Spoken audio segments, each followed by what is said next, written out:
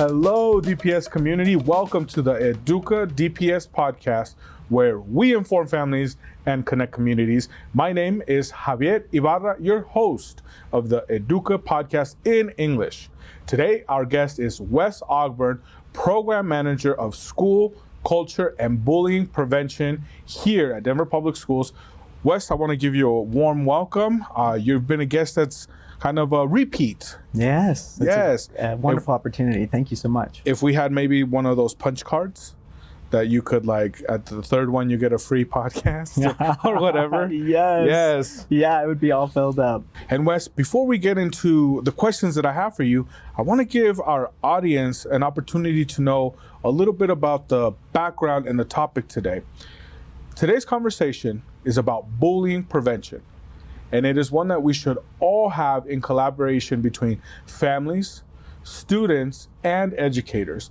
We should never have to wait for National Bullying Prevention Month, which is promoted in the month of October. Bullying happens more often than we can imagine, and that is why the topic is always relevant, regardless of the date we are on when listening to all of this information. So, Wes, I want to start off. Can you tell us a little bit about yourself and how long you've been with DPS? Sure. My name is Wes Ogburn. I am a social worker by trade. My pronouns are he, him, his. My divas are Bjork and Dolly Parton. Okay. And I've been with DPS for 9 years, and I've been in and around educational settings for 18 years, so most of all of my career. Right.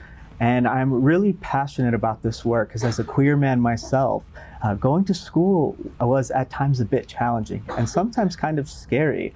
I felt scared to share like my authentic voice and be my authentic self at times. Mm-hmm. And so for me, this work is very personal. Well, I appreciate you sharing that.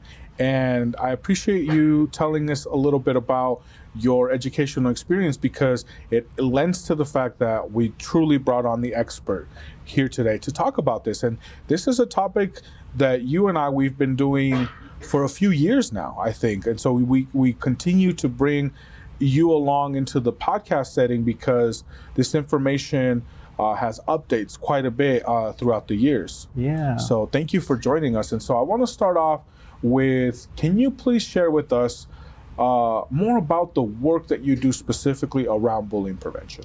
Sure. So I work in the Department of Climate and Safety on a school culture, bullying prevention, and education grant. And our vision here at DPS is that all learners thrive. And when I think about and reflect on this vision, I imagine our schools being a place of such belonging that all of our students and our team members can bloom to the fullest and highest expressions of who we are. And so that's the tagline, belonging to blooming, which is a part of the work, and also why I wear a flower brooch and have and use flowers as a symbolic representation of what we're doing with this work. So we have a partnership with the Colorado Department of Education. We have a grant through them. Shout out to Adam Collins over at the state. He is our grant partner over there. And I'm happy to report that schools who have worked closely on this grant, especially our middle schools, have actually sustained lower numbers, lower student reports of bullying, and we're continuing that work further. We're broadening the work to expand more into our elementary schools at the moment. Can you give us a quick number on what does it look like? Are we trending up? Are we trending down when it comes to bullying cases here at DPS? Yeah, so in the high school or at the high school level, we're seeing lower numbers than we have before, but we're seeing a slight increase in our elementary schools. Our middle schools are staying somewhat the same, although many of them have lower rates than we have previously reported. But we're seeing a slight increase in our elementary schools. And why do you think that is? We actually don't know. We're still investigating the why. So the reasons behind an increase in bullying at that age is still a question that we're investigating to understand.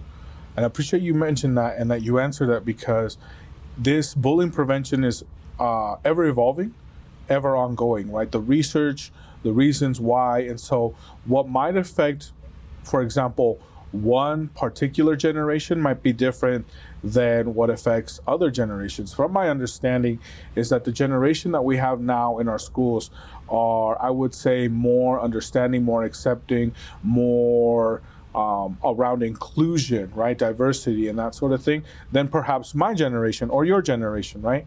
And so I think it's important to note that. But I want to also know the fact that we have lower bullying cases in our high schools. That's huge, Yeah, right? I don't really want to important. skate past that, because I want to make sure that our audience members hear that loud and clear, right? That we are making a difference Yeah. when it comes to bullying prevention. In a second, we're going to talk about how the listeners can help us, right, continue this work about bullying prevention.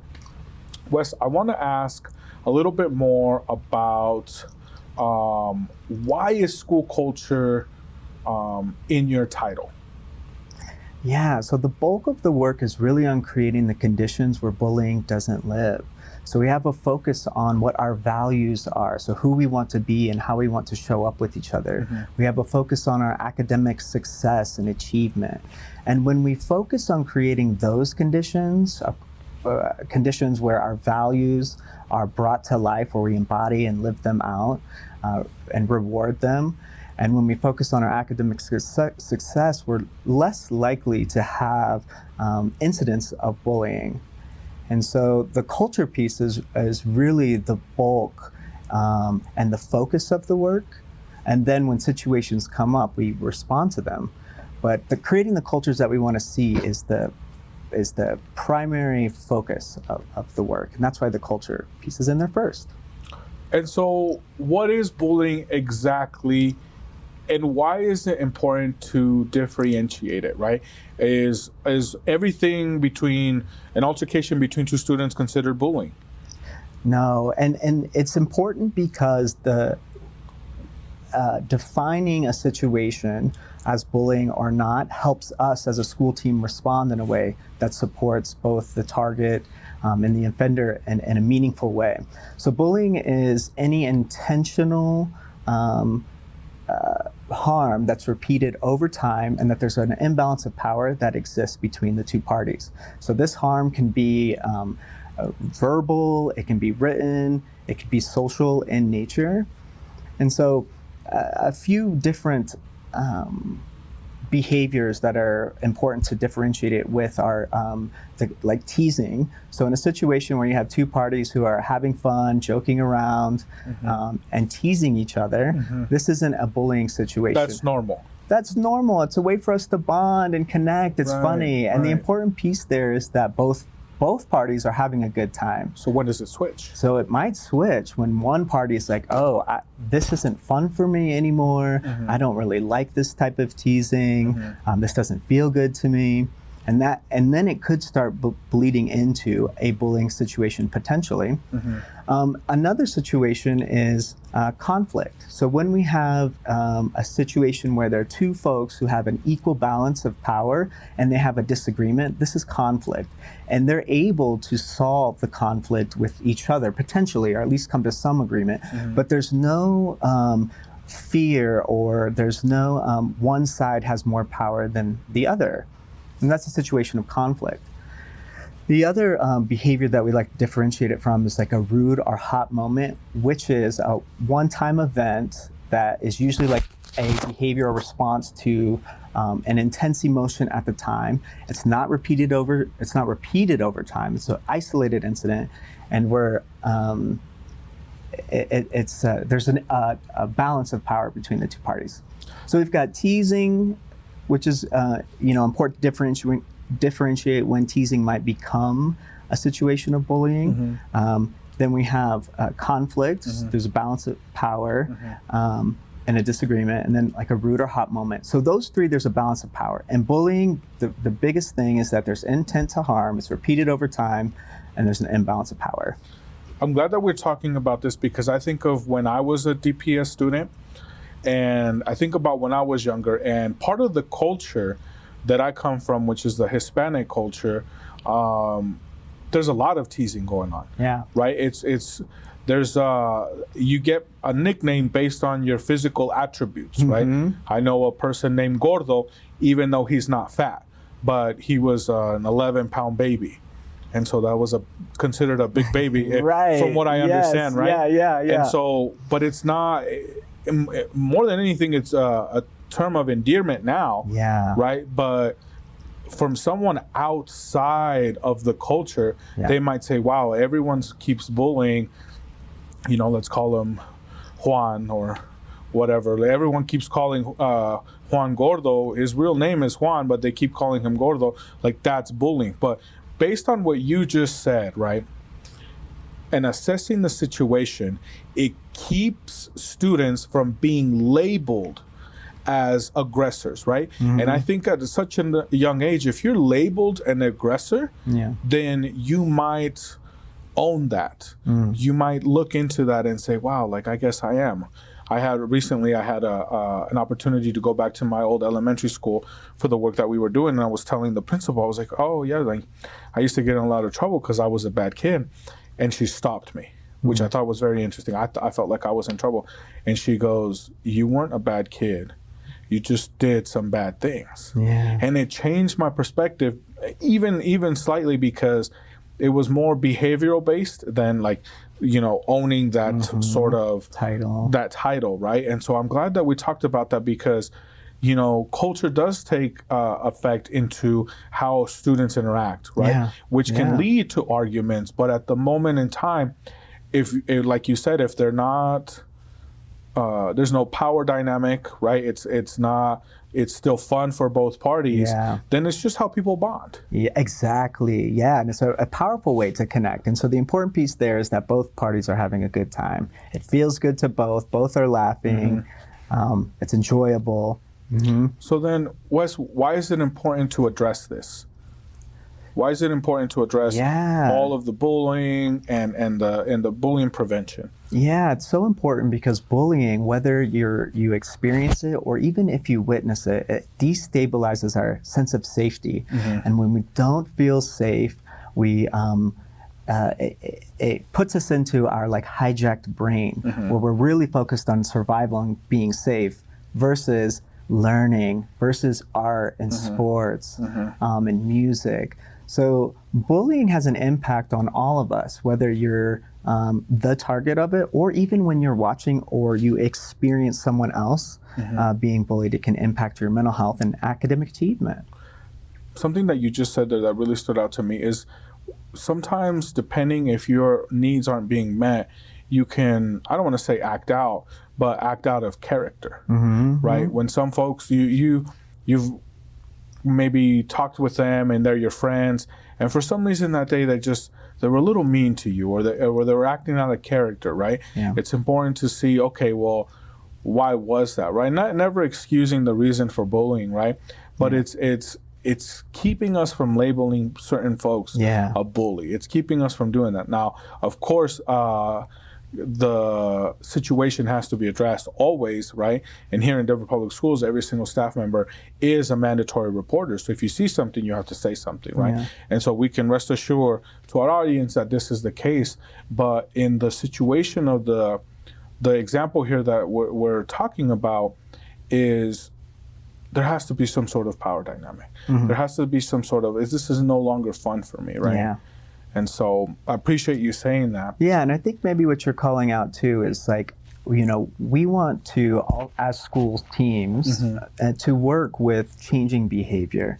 So especially young kids, it's a time where we can shift behavior. And I think asking why this is important, if left unchecked, situations of bullying turn into various serious situations. And I think of an extreme example would be a situation of domestic violence.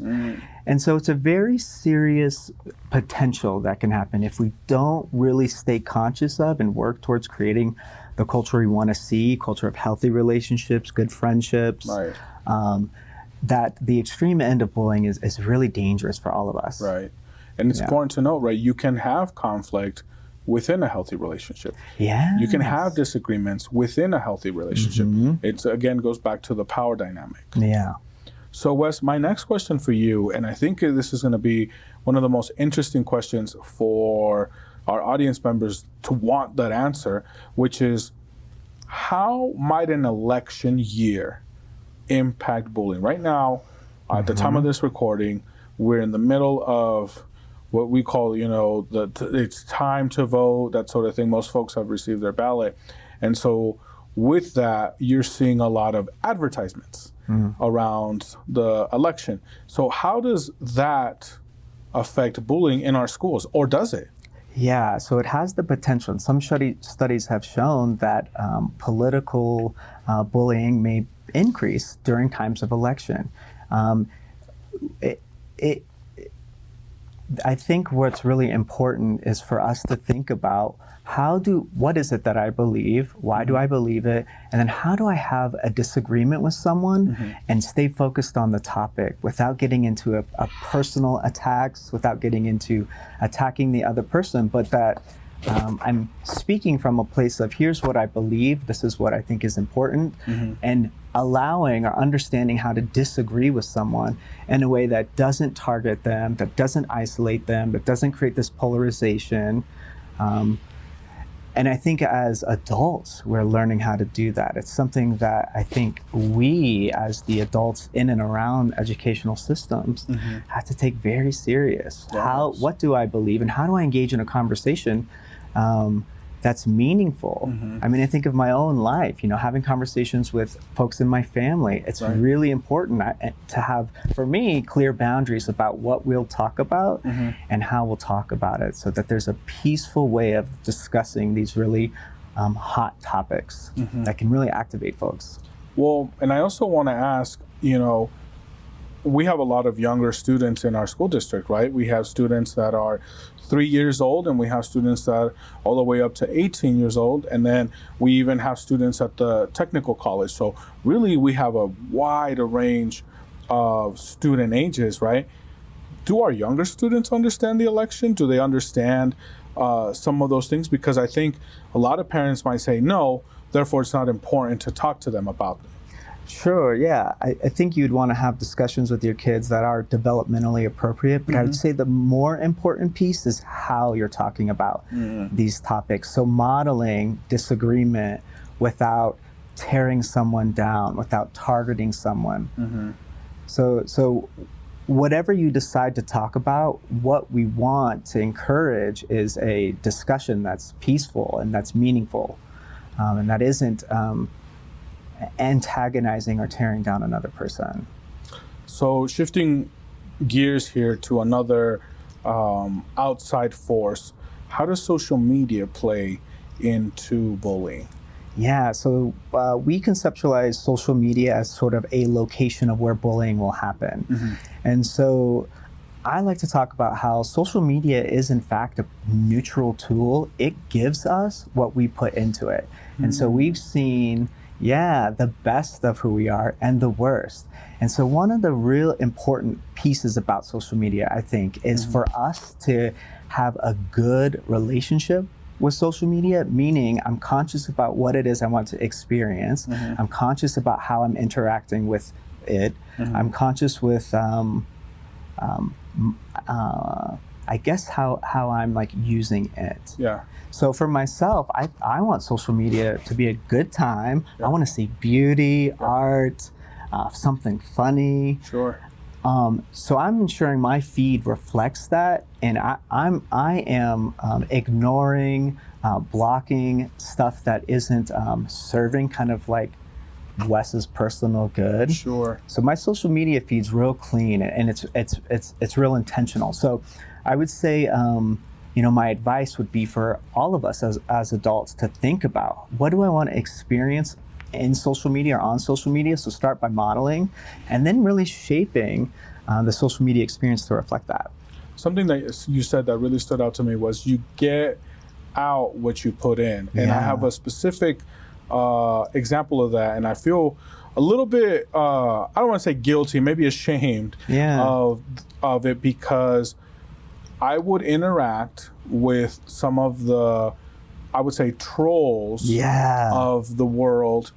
and I would go back and forth with them. Yes. What I realized I did to my mental health was it really drained me. Yes. It drained me so much. And here's the thing is because when it's impersonal and you don't know the person behind the keyboard or behind the screen, people say anything. Anything. And here I was thinking, and I was a lot younger then, but here I was thinking, well, if I apply a little logic, okay, I'll be able to win them over. Right? Yeah. And then it wasn't as fun for me Yeah. as I thought it would be. There was no, I don't know, success rate, Yeah. right? Because you can't win with the trolls of the world. And so I think it's Right. important, like you said, just kind of ignore that. And so the moment I decided to stop engaging with the trolls, specifically on some of these social media platforms, my mental health increased tenfold. Yeah. But also I started seeing the world as more of a positive place, right? And so I thought, wow, that just a small shift in behavior or action changed my outlook on it. So I wanted to point that out for our listeners. Yeah. My next question for you is, and it's very important, what can schools do about bullying? I'm sure we have a lot of principals, school administrators, superintendents listening to this podcast. What can schools do about bullying? Yeah, so schools are already taking a lot of action to prevent bullying, and that would be the focus area. So building out and having your plans for school culture, also with your instructional, having them aligned. And so practices such as social emotional learning, there's a practice called positive behavioral intervention support, which is where we identify the behaviors we want to see, where we're rewarding them, supporting them, teaching them. Yes. Our prevention practices like restorative practices, trauma-informed, these are all ways that a school can engage in preventative measures, which is where we want the bulk of the work to be. And then having the process for intervening when a situation comes up. So working with reports of bullying, investigating, collecting the information so we can make a determination, and then moving forward to support the target with any necessary mental health supports, and then also working with the offender so that we can change the behavior, which would include potentially mental health supports and a disciplinary process that's fair. Wes, I want to make a very bold statement. You can tell me if this is okay to say or not, but is it okay to say that here at Denver Public Schools, regardless of the school you attend, we take bullying very seriously? Yeah, there hasn't been a single school team that I've met with and spoke with, worked with, that doesn't have this belief that bullying is very serious, that the measures to prevent and intervene are taken very serious. Yes. Yeah. When I think about all of the important things that happen in the school building every single day, right? Because ideally the goal is to achieve as much academically as it is socially, right? To understand and interact with the world, right? But when I think about all of the competing goals, as a community member, as a parent, I would think, well, what are we doing about bullying, right? And so this is why we're having this conversation with you, our expert, is to show the families like we have plans, we have implementations, we have strategy, we have best practices, and it's all being implemented now. This conversation, more or less, is to give people the awareness of it, right? Because it's bullying prevention, right? Awareness month, but also where to access these resources, right?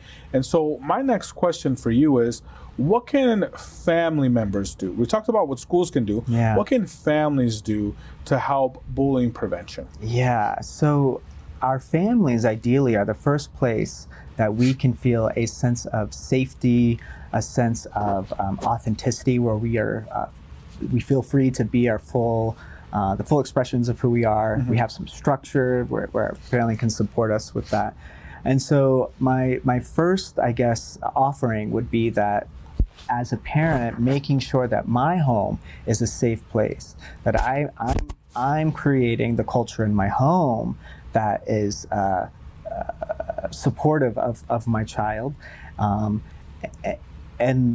starting there. So like That's step one. Yeah, how to, making a safe place for my own child. Mm-hmm. A couple focused areas that a parent can think about is how do I build a healthy sense of self or healthy self-esteem? Mm-hmm. So the ways to promote a healthy self-esteem. Mm-hmm. Another great topic of conversation is promoting healthy relationships. So, with all these, it's also getting clear on how am I as the adult, like Mm-hmm. having a healthy sense of self-esteem, a healthy, how am I engaging and clear with like healthy relationships? So those are two great topics. Another topic that can be powerful to talk about in the home is the concept of upstanding. And so this is where you are witnessing a situation that's happening and you stand up. You're witnessing a situation maybe of bullying, Mm-hmm. and so learning the skill to like stand up and intervene. Right.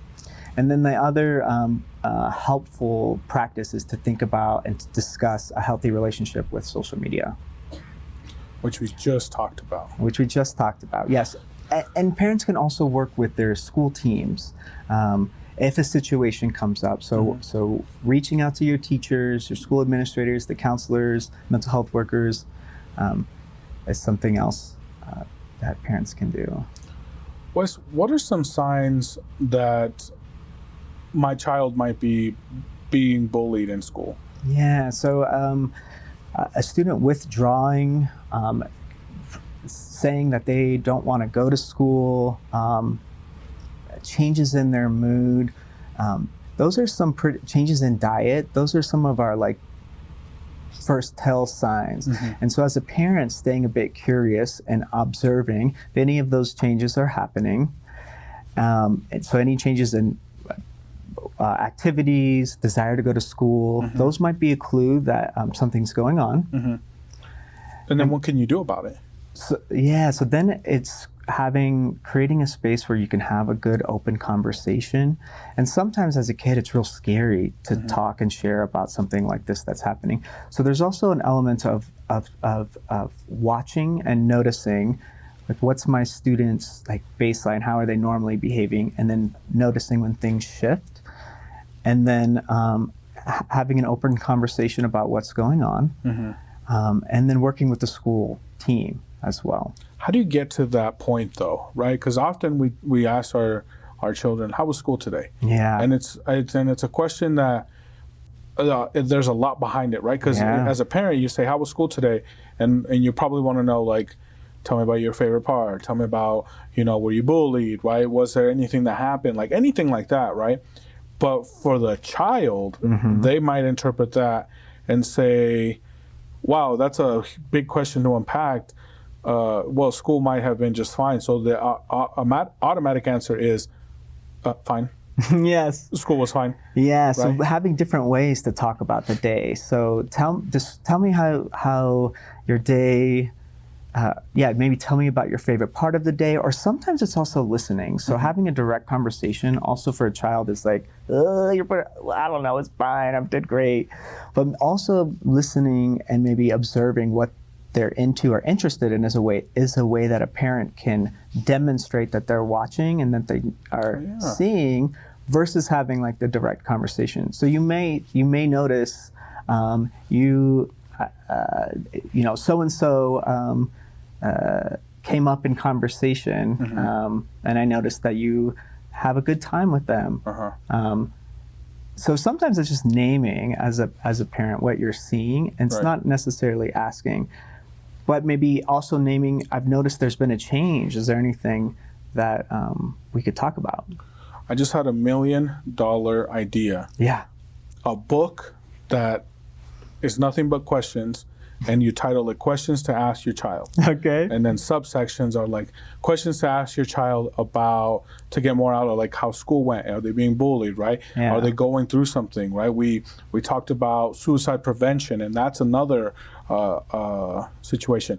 Is that a book that exists? Because if not, I'm sure we're going to get Let's do it. DPS to help out and do this, because this is the important work. Yeah. And how do we just connect with our kids, right? Because, I mean, I remember being a kid, I didn't want to tell my mom and dad about things that were happening at school.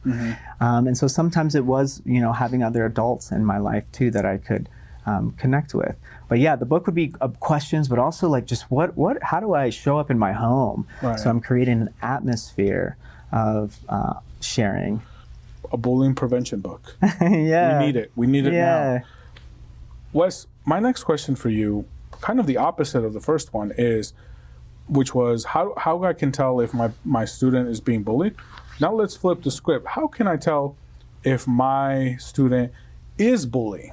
Yeah, so this is real important and helpful. So, having values and standards in your home is one place to start. Mm-hmm. But you might notice if your kid is acting aggressively towards other students, or if they're openly racist or homophobic or transphobic, Mm-hmm.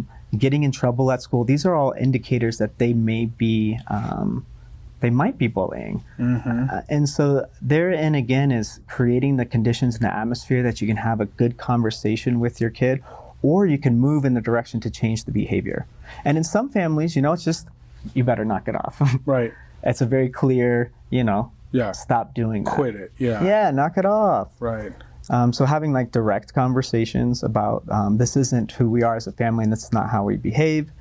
And then if it's persistent, you work with the school mental health team, with the school team. Mm-hmm. We have folks who are passionate and skilled at doing this type of work that can help. Wes, I want to ask, before we get into our last question here, is around, you mentioned some of the things that we can do to see if they're being bullied, some of the things that we can do to see if they are doing the bullying, right? And I want to say it like that because I don't want to label students as bullies. Sure. Right? I say, are they engaging in the behavior of bullying? Yeah. Right? Because that really changed my perspective, right? Yep. So I don't want to label someone and then they own that, and then once they own it, that's become part of the identity. We can't go back from that, right? Right. I mean, we could, but we'd have to unpack it. Yeah. And that's a lot of time and effort, right? If we just learn to address behaviors. But what are some of the things, maybe some resources that you can share with us about what we can do for bullying prevention? Yeah, so any of our school teams can be great resources. So reaching out to folks who are working in your school to help support with any bullying situations. And also, our family constituency services is another great resource for our parents who maybe have reached out to our schools and would like some further support. Another resource for parents is at commonsensemedia.org, which is a great website for navigating social media, movies, and film. And then we also have Safe to Tell, which is one of our anonymous reporting systems that if you have a situation, you report it, it goes to dispatch and to school teams to respond. Well, thank you so much for sharing all of these resources.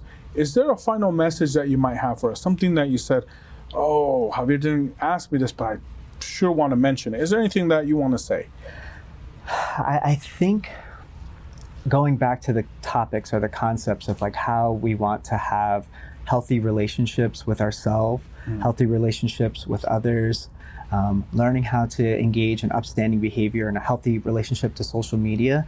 I think when we start there and we really work on imagining what we want the relationship we want to have with ourselves, that's loving and nurturing, maybe a little humble, the relationship we want to have with others, we start getting a nice guide for ourselves of how we want to be with ourselves and how we want to be in relationship with others. I think when we start there, there's just a less likelihood that we will accept bullying behavior towards ourselves or towards others.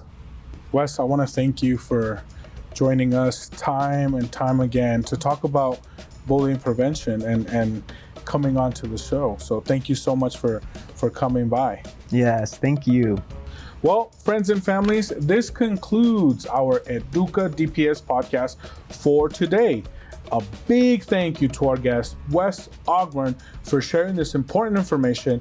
And I'd like to ask all of you to please help share this content, which is the best way to support this show, and subscribe to our YouTube channel at Denver Public Schools Plus, where you can find great EDUCA content, and all of our multimedia productions, which includes podcasts, videos, and stories.